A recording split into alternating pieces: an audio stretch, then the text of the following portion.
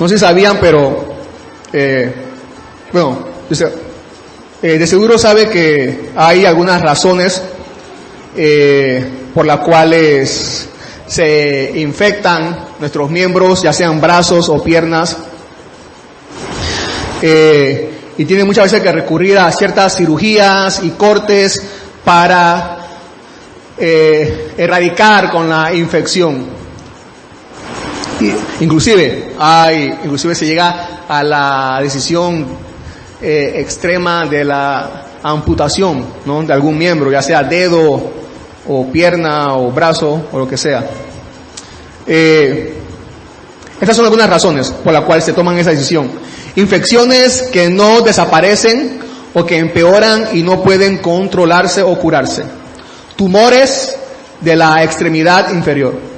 Quemaduras graves o quemadura por frío graves. Heridas que no sanan. Pérdida de función de la extremidad. Pérdida de sanación en la extremidad, la que la hace vulnerable a una lesión. Entonces se requiere de una amputación. Los seres humanos, en el sentido espiritual y hablando de nuestra relación con Dios, todos los seres humanos estamos infestados por el pecado. Todos, infestados por el pecado. Todo lo que somos está afectado por el pecado. Todo lo que somos está irremediablemente afectado por el pecado. Esto se le conoce como, como depravación total. El hombre está depravado totalmente. Y cuando se dice que el hombre, el ser humano, todo hombre, toda mujer está depravado totalmente, no se quiere decir que el hombre es todo lo malo que pudiera hacer. No quiere decir eso, sino que todas las partes del ser humano, su alma, su ser, toda su vida, su corazón, sus pensamientos, todo está afectado por el pecado, todo. No hay lugar, no hay área en que el pecado no haya afectado al ser humano. No hay. A eso se refiere cuando decimos depravación total del ser humano. Así que estamos entonces condenados a esta situación y, como dije, irremediable. No hay remedio. No lo hay. A menos que se corte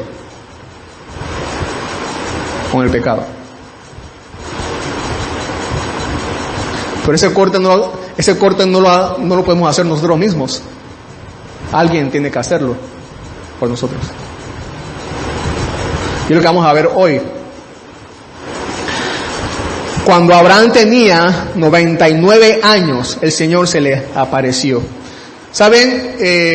Dice que, como ya hemos leído, desde el nacimiento hasta ahora, han pasado 13 años, desde el nacimiento de Ismael hasta ahora han pasado 13 años.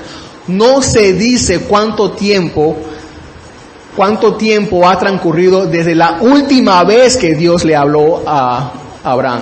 Porque Dios, en el evento que vimos la semana pasada, Dios no le habló a Abraham, ¿se acuerdan? Dios no le habló a Abraham. Dios habló fue con Agar. Dios no se le apareció a Abraham. Así que desde la última vez, eso fue en el capítulo 15, que Dios le habló a Abraham, hasta ahora, según nuestra división, en el capítulo 17, no sabemos cuántos años han pasado. De lo que sí estamos seguros es que han pasado más de 13 años. Más de 13 años. Más de 13 años. Así que, ¿se pueden imaginar eso? Más de 13 años sin que Dios te hable. Imagínense que usted leyera un capítulo de la Biblia cada 15 años. Imagínense eso. Que usted leyera un capítulo de la Biblia cada 15 años. Esto sería algo totalmente, ahora lo pensamos y sería algo totalmente descabellado para nosotros. No tendríamos no tenía sentido en nuestra vida.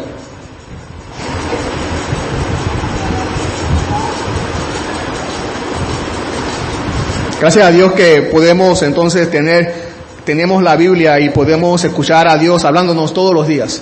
Gracias a Dios por eso.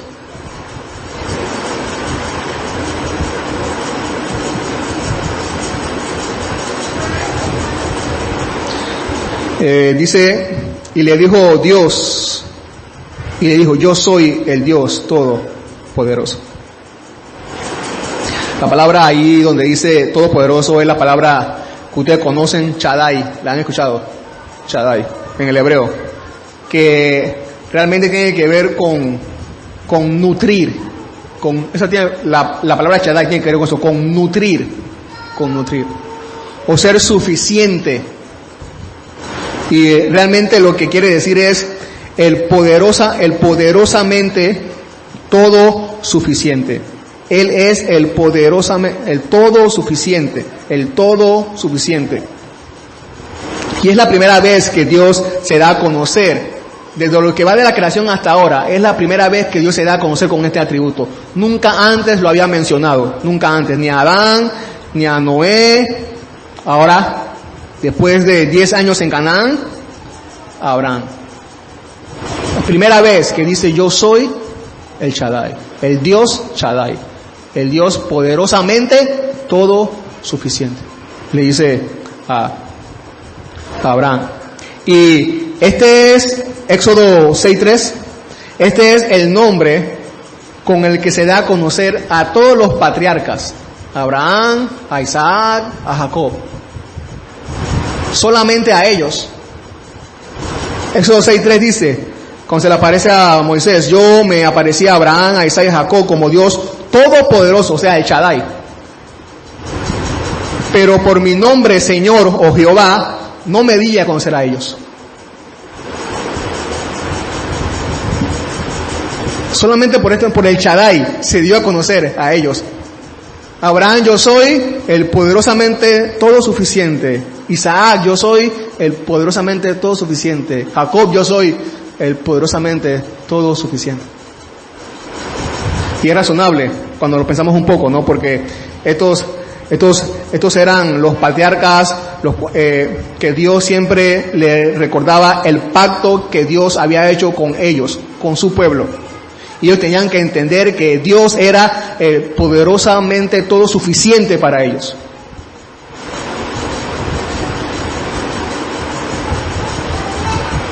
Ellos tenían que saber eso. Dios, fíjense, recordemos, Dios no le habló a Abraham para que no hiciera lo que hizo con Agar. No hizo eso. O para decirle que lo que hizo con Agar estuvo mal. Tampoco Dios le apareció a Abraham para decirle algo así. Sino que esperó más de 13 años, como estamos viendo. Más de 13 años para revelarse a Abraham y decirle a Abraham, yo soy todo suficiente. Abraham, yo soy todo suficiente. Yo soy el Dios todo suficiente. Y la semana pasada, Eric nos mencionaba que a veces tratamos de arreglar nuestros, o de ayudar a Dios a arreglar sus planes o nuestros planes o lo que Dios está haciendo con nosotros con soluciones culturales o tradiciones o sabiduría humana, como lo hizo Abraham con Agar. Es allí entonces cuando mostramos que la Biblia o la palabra de Dios no nos es suficiente.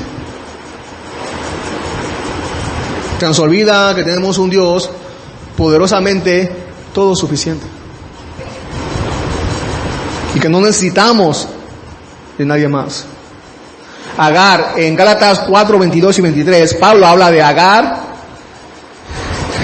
Pablo dice, porque está escrito que Abraham tuvo 2 hijos, uno de la sierva y otro de la libre. Pero el hijo de la sierva nació según la carne y el hijo de la libre por medio de la promesa.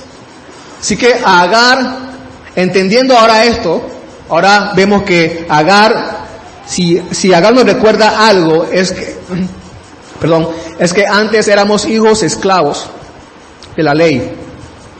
Y Abraham recurrió a la carne, a sus deseos en vez de hacer la voluntad de Dios. Entonces actuamos como si aún viviéramos bajo nuestros deseos pecaminosos, como si todavía fuésemos hijos de la esclava. Alguien dijo así: cedemos a la tentación no porque nuestro deseo por lo que se nos ofrece sea demasiado grande, sino porque nuestro deseo por Dios es demasiado pequeño. Eso fue lo que le pasó a Abraham, a Sara, a Abraham, a nosotros.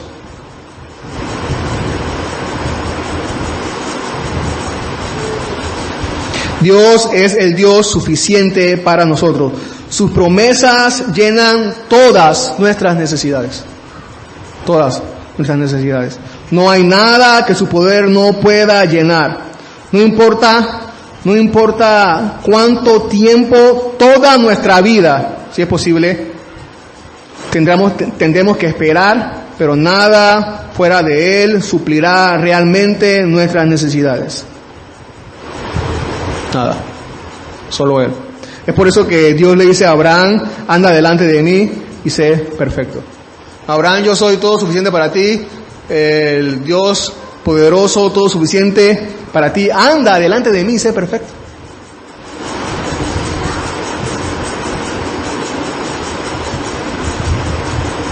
Y más adelante vamos a ver también que se refiere a algo que Dios le va a pedir a Abraham que haga. Yo soy todo suficiente para ti.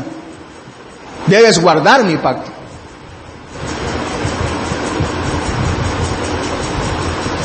Dios demanda, no sin pecado, no perfección, pero sí con integridad, con un corazón sincero. Ese es andar delante de Dios perfectamente. No recurras, le estaba diciendo Dios y nos está recordando a nosotros también, no recurras a la manera antigua según tus deseos pecaminosos. Vive de acuerdo a mi voluntad. Eso es andar delante de Él perfectamente. Y fíjense que Dios no le dice, o la Biblia no dice ahí que Dios le dice a Abraham, ve delante porque yo te sigo. No dice eso. Esa no es la idea, sino que la idea era que Abraham tuviera delante de Dios y tendría que estar consciente en presencia de quién está, y que viviera dignamente y que tuviera una vida dignamente, de estar consciente de que Dios estaba con él. Saben, hay personas que dicen que creen en Dios, pero que viven como si Dios no existiera. Dicen, sí, yo creo en Dios, pero viven como si Dios no existiera para ellos. Nadie puede vivir, ningún hombre, ninguna mujer puede decir que anda con Dios y vivir como le da la gana. Estas palabras de Dios a Abraham no aprueban tal conducta. Nadie puede andar con Dios y vivir como le da la gana.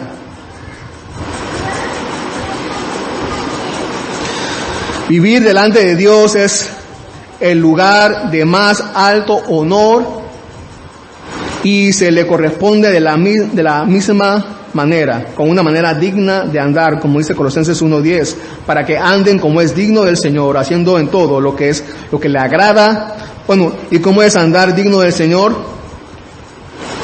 Delante de Él, haciendo todo lo que le agrada, dando fruto, o sea, haciendo de beneficio y de edificación para otros, y creciendo en el conocimiento de Dios.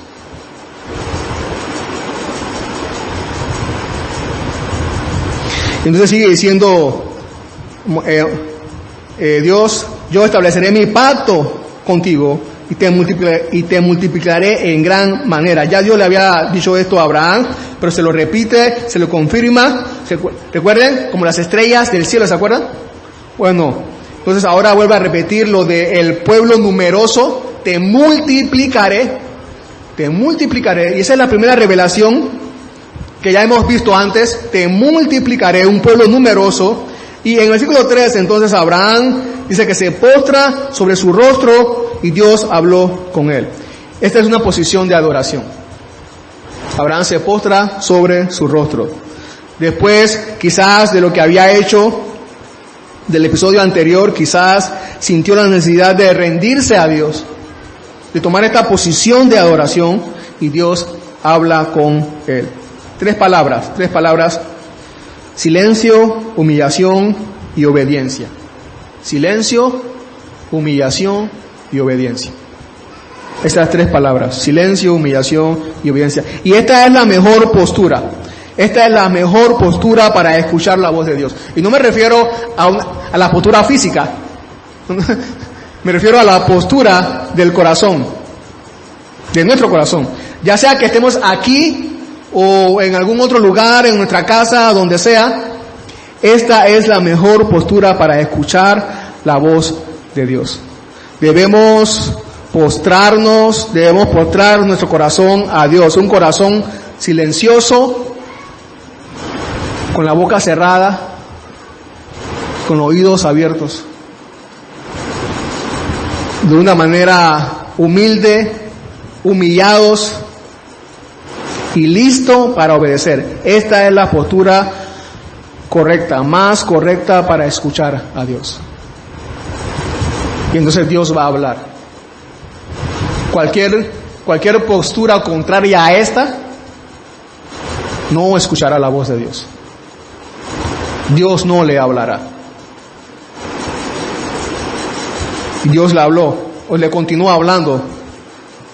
Versículo 4: en cuanto a mí, ahora mi pacto es contigo, y serás padre de multitud de naciones. Ahora añade, no solamente dice, ya, esta es otra información ya que ya hemos visto, pero aquí en esta porción, primero dice, y le recuerda a Abraham que iba a ser una multitud.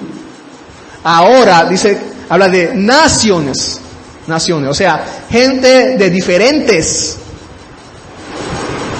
etnias, diferentes tipos de personas.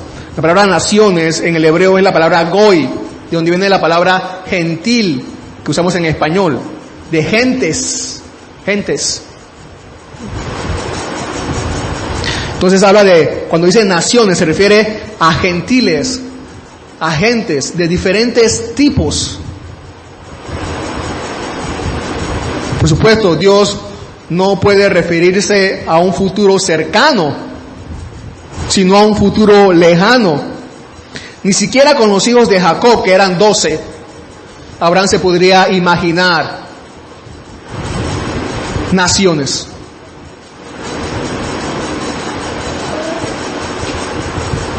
Es por eso que Calvino dice esto: Abraham no fue llamado padre de multitud de naciones porque su simiente estuviera dividida en varias naciones, sino más bien porque muchas naciones se reunirían en él.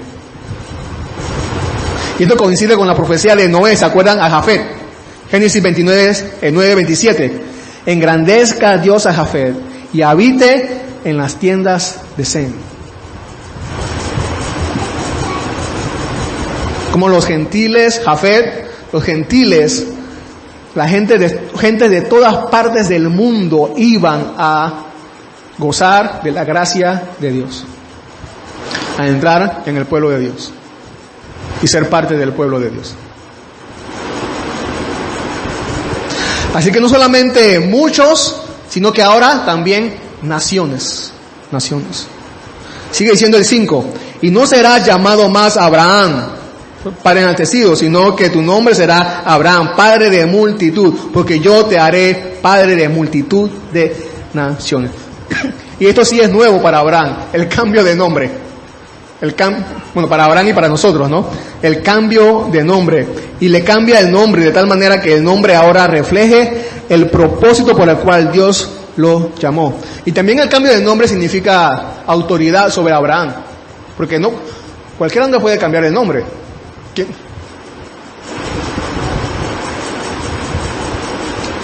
Así que Dios estaba también manifestando la autoridad que él tenía sobre Abraham, de cambiarle el nombre.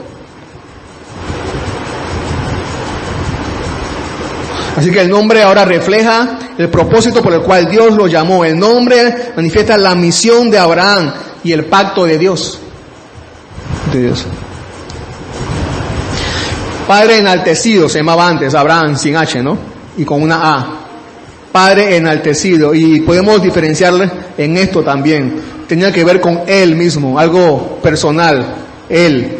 Pero al ponerle padre de multitudes, entonces tendría que ver con algo más grande que él. Algo más grande que él.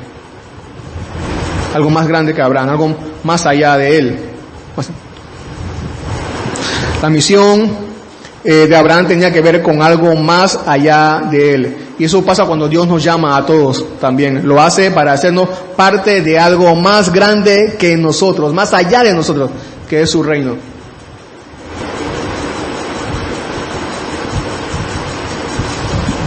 Aparte del nuevo nombre, hablando del nuevo nombre, ustedes sabrán que en Apocalipsis, no lo vamos a buscar, pero saben que en Apocalipsis dice que los hijos de Dios en la eternidad van a tener un nuevo nombre. Aparte de ese nuevo nombre que tendremos en la eternidad, nosotros hemos recibido aquí un nombre, un nuevo nombre.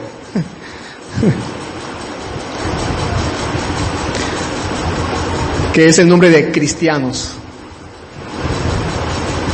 Aunque fue un nombre impuesto, pero ese es nuestro nombre ahora. Cristianos. Como escribió John Bunyan, no sé si se acuerdan, en el Progreso del Peregrino. En el Progreso del Peregrino, John Bunyan escribe: ahora me llamo cristiano. Antes mi nombre era sin gracia. Ahora me llamo cristiano. Y podemos decir lo mismo que él, ¿no? ¿No es así? Antes nuestro nombre era sin gracia o desgracia. Pero ahora nuestro nombre es cristiano. Ahora me llamo cristiano. Si Abraham iba a cumplir una misión de Dios, debería ser reconocido con un nombre nuevo. Nosotros también. Nos somos llamados cristianos. ¿Qué significa eso? Bueno, que somos seguidores de Cristo.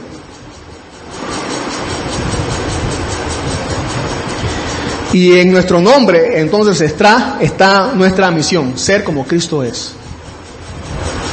Esa es nuestra misión. Y eso tiene que ver con algo mucho más grande, más allá de nosotros. No se trata de nosotros, de mí.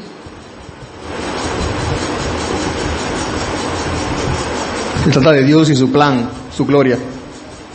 Y sigue diciendo el 6, te haré fecundo en gran manera y de ti haré naciones y de ti saldrán reyes. Ahora, muchos, multitud, naciones, y ahora también habla de reyes. Reyes. Aunque ya también lo hemos visto en otra ocasión, ya, no esta información. Pero añade, muchos, naciones, reyes. Y sigue en el 7 diciendo, estableceré mi pacto contigo y con tu descendencia después de ti, por todas sus generaciones, por pacto eterno de ser Dios tuyo y de toda su descendencia después de ti. Mi pacto contigo. ¿Se dieron cuenta? Esta es la tercera vez, creo que lo va a repetir después más adelante, pero hasta aquí es la tercera vez que Dios dice mi pacto, mi pacto, mi pacto. Mi pacto, mi pacto, ya la tercera vez que lo ha dicho, mi pacto, mi pacto, mi pacto. Y debe llamarnos la atención, ¿no? Porque es un gran privilegio ser parte del pacto de Dios. Ahora, no dice nuestro pacto. Otra vez tenemos que recordar eso. No dice Abraham nuestro pacto. Menos dice el pacto de Abraham. Dice mi pacto. Mi pacto. Mi pacto. Yo estableceré mi pacto. Mi pacto. Tenemos que recordar el evento pasado. Cuando Sara y Abraham creyeron en ayudar a Dios en su pacto. ¿Cómo que vamos a ayudar a Dios en su pacto? Es el pacto de Dios. Es el pacto y ya Hoy vimos en la clase de la mañana, vemos el error, bueno, la semana pasada y hoy vimos el error que cometieron ellos a tratar de ayudar a Dios. En el pacto que era de Dios, no de Abraham, no de Sara, sino de Dios. El pacto es de Dios. Lo que Dios prometió, solamente Él lo puede cumplir. Solamente Dios puede cumplir lo que Él se comprometió a hacer. Es su pacto. Él se va a encargar de cumplirlo.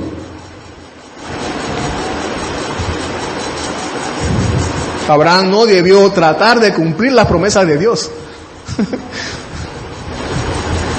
No era su pacto, es el pacto de Dios. Él pone las condiciones, es el pacto de Dios, no es el nuestro. Él pone las condiciones y Él pone los medios para alcanzar esas promesas, no nosotros. Dios es el que determina cuáles son las promesas, las condiciones y los medios para alcanzar esas promesas, no nosotros. No nosotros. No eres tú. No es tu sabiduría, no es tu opinión, no es tu opinión.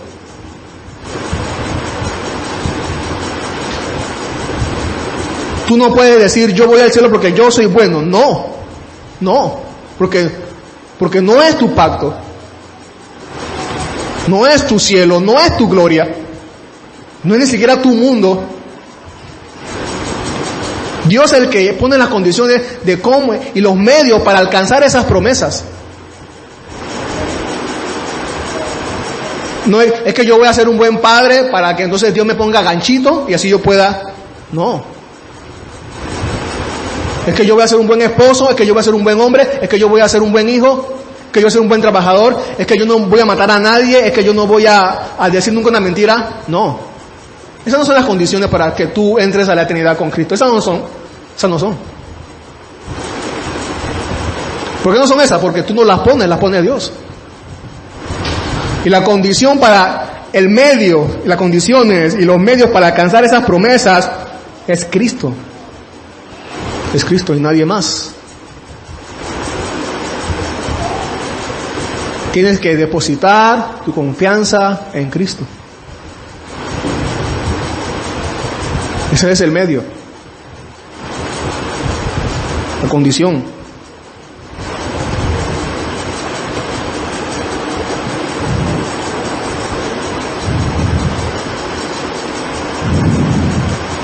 Dice por pacto eterno. Más adelante quiero avanzar un poco más para poder entonces explicar esto del pacto eterno y perpetuidad. Dice el 8, y te daré a ti y a tu descendencia después de ti la tierra de tus peregrinaciones, toda la tierra de Canaán como posesión perpetua, y yo seré su Dios. Fíjense, en esta época de lo inclusivo, y hay que ser inclusivo, y eso es lo que está de moda, y Dios dice, y te daré a ti y a tu descendencia. Exclusividad. No, Dios no es inclusivo, Dios es exclusivo. Dios no incluye, Dios excluye.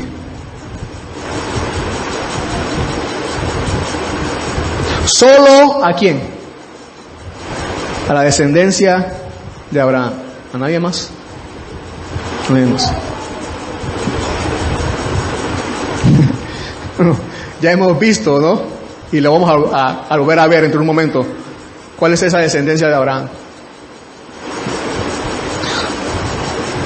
Aquí hay una doble revelación. Se está refiriendo a la descendencia de Abraham que creería por fe en el Mesías, en Cristo Jesús, a esa descendencia en plural, a todos los hijos de Dios, a todos los hijos de la fe, como Abraham tuvo fe, pero también se está refiriendo en singular una única descendencia que es Cristo Jesús, a tu descendencia que es Cristo Jesús. Así que podemos decir que la tierra le pertenecería a Cristo Jesús. y por consiguiente a todos los que ponen su confianza en Él para salvación.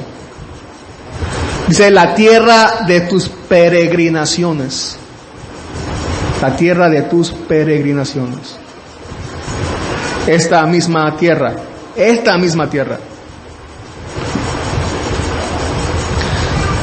Tengo que explicar algo aquí. El pacto, esto. El pacto de Dios con Abraham estaba temporalmente reducido hasta su realización plena. El pacto de Dios con Abraham estaba temporalmente reducido hasta, otra vez, el pacto de Dios con Abraham estaba temporalmente reducido, Canaán, territorio Canaán, hasta su realización plena con la inauguración del nuevo pacto, que incluye ahora toda la tierra. Por eso que más adelante en las bienaventuranzas Jesús dice, bienaventurados los mansos, porque ellos heredarán la tierra. No solamente Canaán. Canaán es un símbolo, ¿no? Toda la tierra. Ahora tenemos un pueblo numeroso, con diferentes tipos de personas.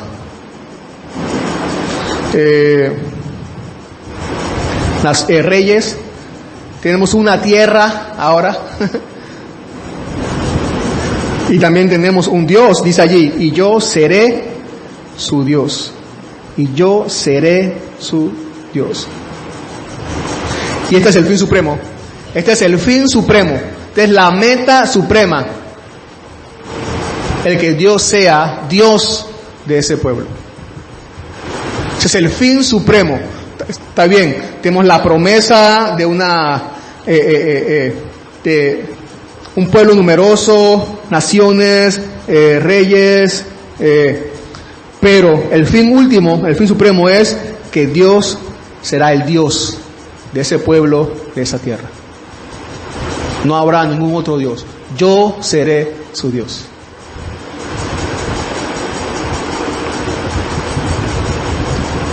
Y por supuesto, la maldad, como también hemos dicho, la maldad terminará. El fin de la maldad. Nueva tierra y el fin de la maldad. Pero ahora dice, en el versículo 9, dijo, además Dios a Abraham, tú pues guardarás mi pacto, tú y tu descendencia después de ti, por tus generaciones. Y dice el 10, este es mi pacto con ustedes y tu descendencia después de ti, y que ustedes guardarán, todo varón de entre ustedes será circuncidado. ¿Qué tiene que ver? O sea, el pueblo como las estrellas del cielo, las naciones, la tierra, el fin de la maldad, Dios será nuestro Dios. Y ahora, ¿qué tiene que ver esto de la circuncisión? ¿Qué tiene que ver eso? Bueno, vamos a ver qué tiene que ver eso. Y fíjense que, otra vez, lo quiero recalcar. Dios dice, estableceré mi pacto, te multiplicaré, te haré fecundo, yo haré. No dice, Abraham estableceremos, Abraham haremos. No dice eso.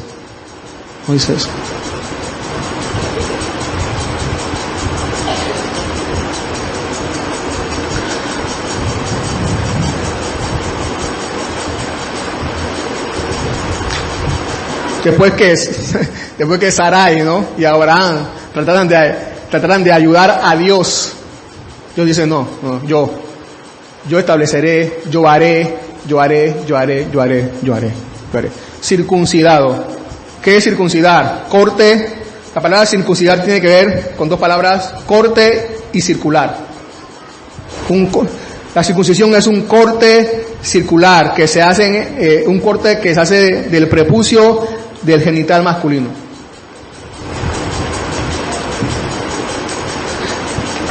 Pero continúa diciendo, serán circuncidados en la carne de su prepucio, y esto será señal de mi pacto con ustedes. Vamos a leerlo todo desde el 14, dice, a la edad de 8 días, vamos a leerlo todo otra vez, a la edad de 8 días será circuncidado entre ustedes todo varón por sus generaciones. Asimismo el siervo nacido en tu casa, o que sea comprado con su dinero a cualquier extranjero que no sea de tu descendencia. Ciertamente ha de ser circuncidado el siervo nacido en tu casa o el comprado con tu dinero, así estará mi pacto en la carne de ustedes como pacto perpetuo. Esto será, pero el varón incircunciso que no es circuncidado en la carne de su prepucio, esa persona será cortada de entre su pueblo, ha quebrantado mi pacto. Esta es la señal del pacto que tenía que guardar. Anda delante de mí y ser perfecto. Guarda mi pacto, guarda mi pacto.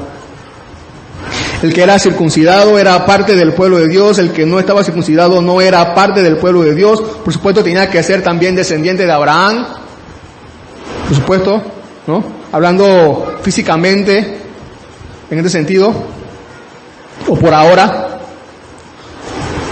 Recuerden esta aclaración, todo descendiente de Abraham era circuncidado, pero no todo que estaba circuncidado era descendiente de Abraham. Recuerden que Abraham no inventó la circuncisión, ¿no? Abraham no fue el primer hombre en el mundo circuncidado. Hay registros históricos de que ya mucho tiempo antes de Abraham ya la circuncisión se practicaba. Es por eso que tenía que ser circuncidado, y también por eso que los judíos también se sentían orgullosos porque estaban circuncidados, pero también por ser hijos de Abraham. Las dos cosas. Al octavo día. Era al octavo día. La Biblia no da información exacta de por qué al octavo día, no lo dice, pero algunos hacen referencia a lo que podría significar el número 8, ¿no? Por ejemplo, la semana tiene 7 días, el día 8, entonces es el comienzo de la semana, es el comienzo de un nuevo periodo. Es por eso que muchos relacionan el número 8 con un nuevo comienzo, una nueva vida. Y tengan eso en mente. Vamos a volver otra vez a ese nuevo comienzo dentro de un momento y a una nueva vida, la circuncisión. Entonces, si seguimos esa idea, entonces era la circuncisión y después de la circuncisión, entonces empezaba un nuevo comienzo, una nueva vida. ¿Por qué circuncisión? ¿Por qué circuncisión? ¿Por qué la circuncisión? ¿Por qué la circuncisión era la señal? Era la marca que Dios mandó a hacer, porque era un simbolismo. Era un simbolismo. Así como el anillo de bodas simboliza algo, también la circuncisión física, en este caso, simboliza algo. Dios nunca tuvo la intención de que una marca en la piel salvara a alguien del infierno. Nunca, nunca, nunca.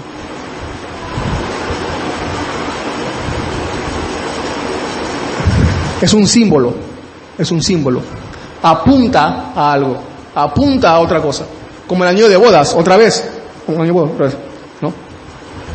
Y lo entendemos así porque el apóstol Pablo lo explica mejor, como vamos a ver en un momento. Pero antes de que Pablo lo explicara, el mismo Dios también se lo da a entender al pueblo judío.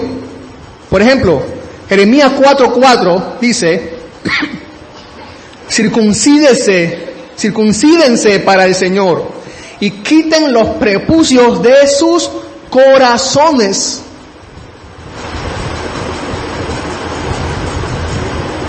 Hombres de Judá y habitantes de Jerusalén, no sea que mi furor salga como fuego y arda y no haya quien lo apague a causa de la maldad de sus obras. Y más adelante en el 9:25-26 dice, ciertamente vienen días, declara el Señor, en que castigaré a todo el que esté circuncidado solo en la carne. No, solo en la carne no hay que estar circuncidado, dice a Egipto, Judá, Amón, Moab y a todos los que se rapan las sienes, a los que habitan en el desierto, porque todas las naciones son incircuncisas y toda la casa de Israel es incircuncisa. ¿De qué? De corazón.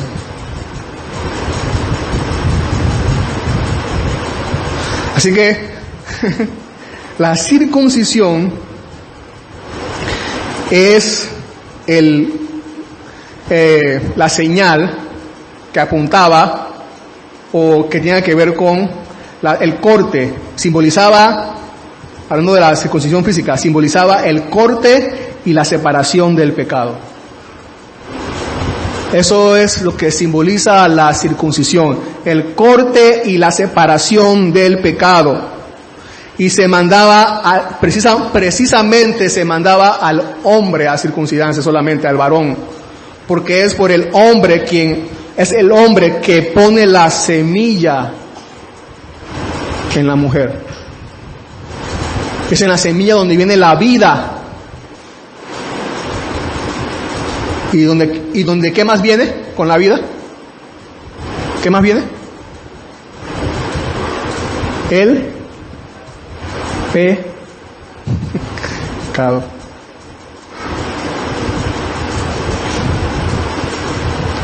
Así que ese corte simbolizaba, apuntaba, o era símbolo del corte con el pecado.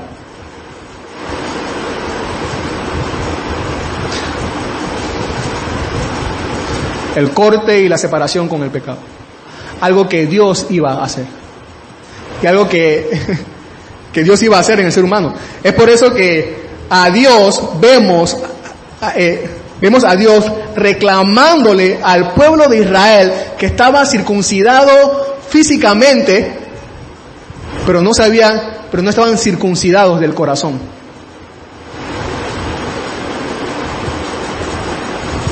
Su pecado continuaba. Su pecado continuaba.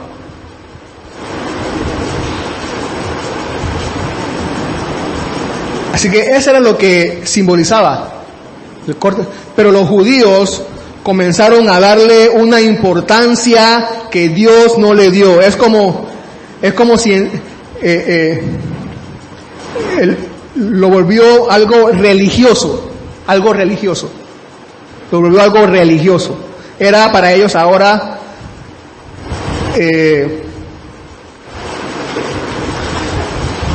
una religiosidad. Se comenzó a hacer por religiosidad.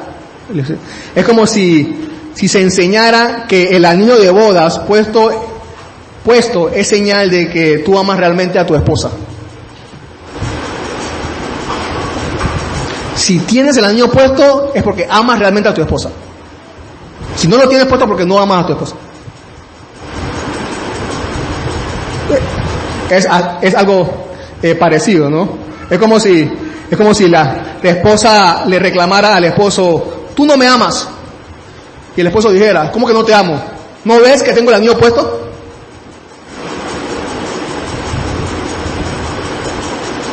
Esa era la pelea de Dios con el pueblo de Israel, ¿no? Yo le decía: ustedes son incircuncisos. Ellos decían: ¿pero cómo? Yo estoy circuncidado. No, ustedes son incircuncisos de corazón. Están sucios. No han cortado con el pecado. No se han separado del pecado. Viven en el pecado. Por eso yo les decía: incircuncisos de corazón. Ahora, ustedes recordarán que somos aceptados por Él por la fe, no por una marca en el cuerpo, que era lo que los judíos enseñaban y estaban orgullosos de eso, por la fe. Es por eso que el apóstol Pablo trae este hecho a correlación y como un argumento contundente en contra de los judíos y su religiosidad de la circuncisión. Romanos 4:9, dice Pablo judío le responde a sus compatriotas judíos: ¿es pues esta bendición solo para los circuncisos o también para los incircuncisos? Porque decimos: a Abraham le fue la fe le fue contada por justicia. Entonces, ¿cómo le fue contada? ¿Cómo le fue? ¿Se acuerdan? Ya eso pasó. Capítulo 15, ¿no es así? Dios justificó a Abraham y Abraham no está, ahora es que Abraham está circuncidado. Ya Dios ha justificado a Abraham hace rato, hace tiempo. Ya Dios aceptó a Abraham por fe, ya lo aceptó. Y es lo que Pablo dice aquí. ¿Cómo le fue contada? ¿Siendo circunciso o incircunciso? No siendo circunciso, sino siendo incircunciso.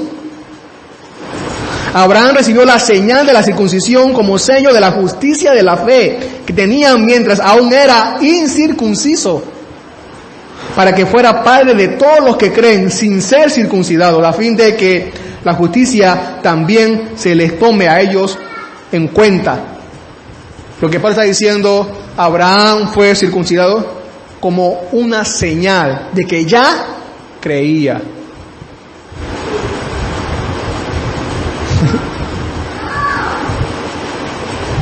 No para que fuera salvo, sino porque ya era salvo. Era una señal de su salvación.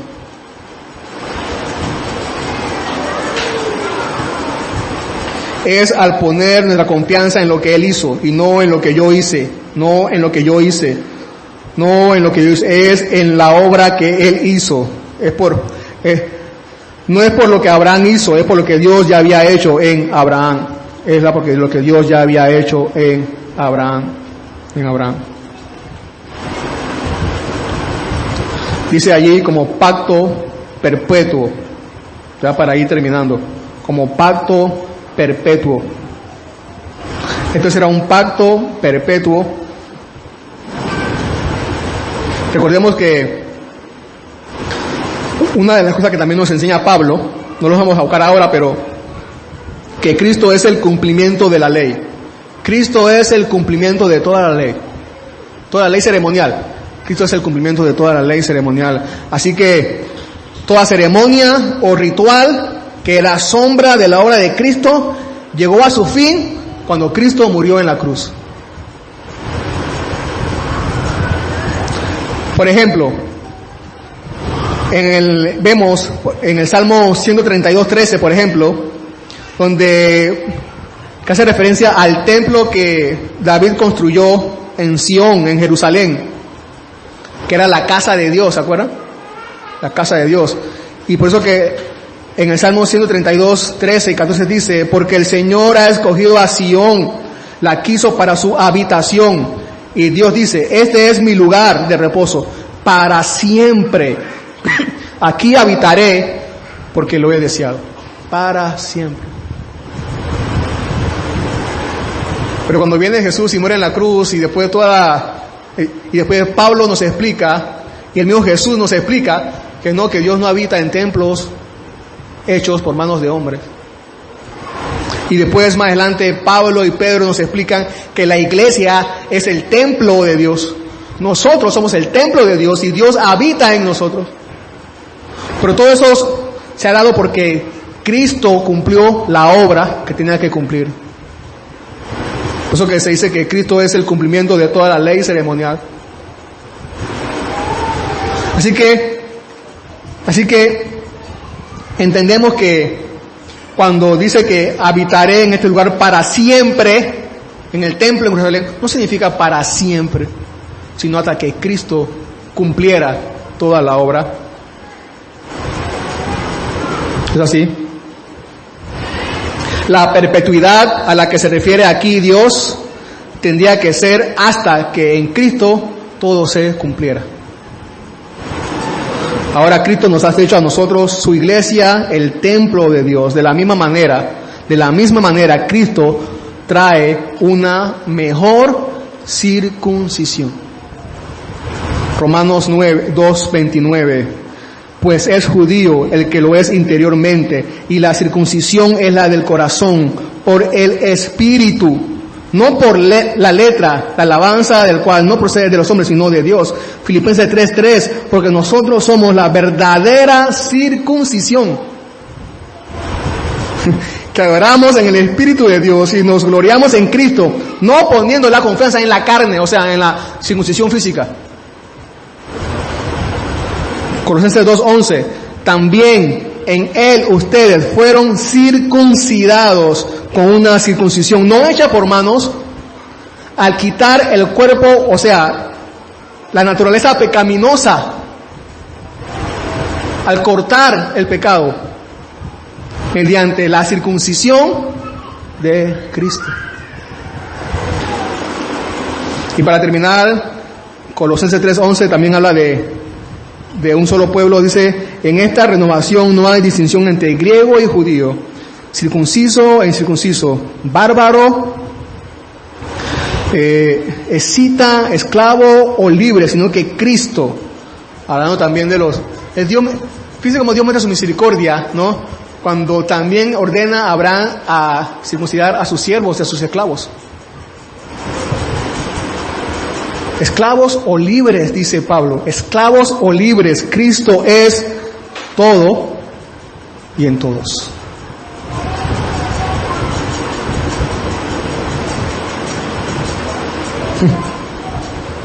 La circuncisión física era la señal del corte con el pecado.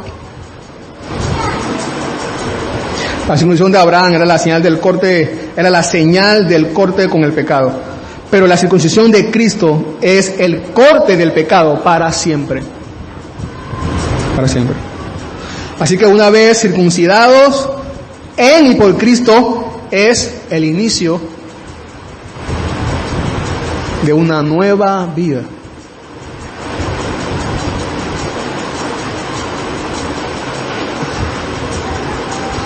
Hemos pasado por una cirugía de corte, de amputación.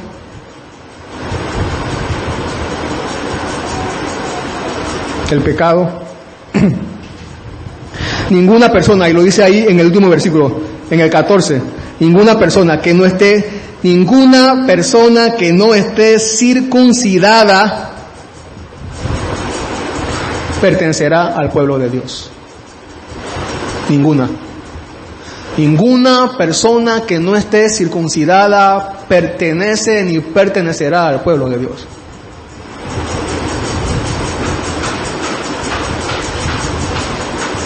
Necesitas la circuncisión. Es decir, la circuncisión de Cristo, por supuesto. El mejor corte. Ese es el título de la enseñanza. El mejor corte.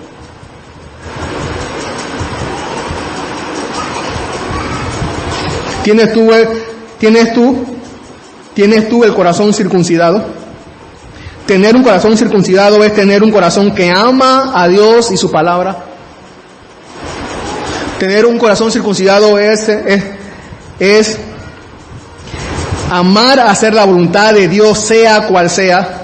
El que tiene un corazón circuncidado sabe que ha sido perdonado por Dios, reconoce que ha pecado contra Dios y está arrepentido y sabe que nada puede hacer para ser salvo, solo puede poner su confianza en Cristo y decir, Señor, dependo de ti, dependo solamente de ti, tú eres el único que puedes hacer algo, o tú me salvas o me pierdo,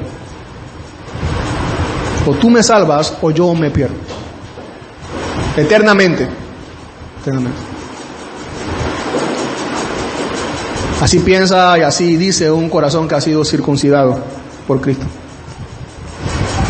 Cristo es el doctor y el Espíritu Santo es el cuchillo que hace el corte del pecado, y seremos el pueblo donde Dios será para siempre nuestro Dios. Para siempre. Será el fin del pecado. El fin del pecado, y Dios será nuestro Dios para siempre. Oremos. Señor, gracias.